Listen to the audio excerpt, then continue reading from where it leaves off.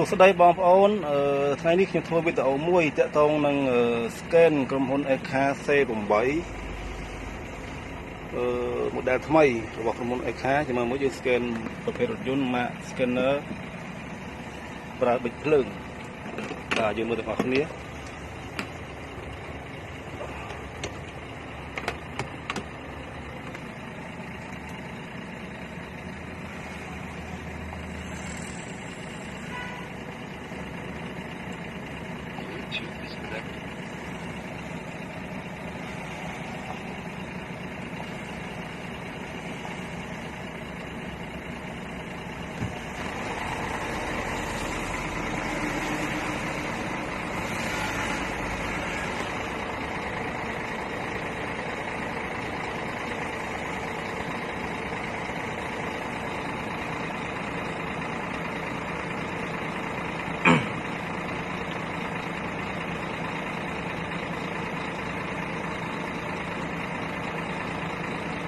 បាទតែវាស្គាល់ហើយ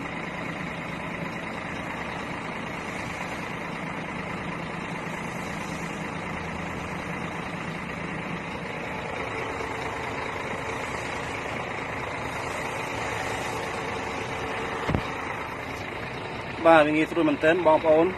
យើងមិនបាច់ប្រើខ្សែប្រើអីប្រើ Bluetooth ស្រួលប្រើដែរមួយយ៉ាងដែរហើយយើងអាចកាន់ដើរដំណើរក៏បានអាចជន់ហ្គេមលេងជន់ហ្គេមមើលអញ្ចឹងក៏បានអាចមើលទិន្នន័យប៊ិចអាចមើល data របស់ម៉ាស៊ីនជន់ហ្គេម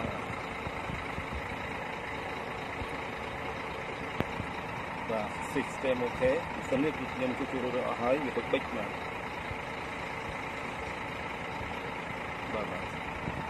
បាទសូមអរគុណបាទ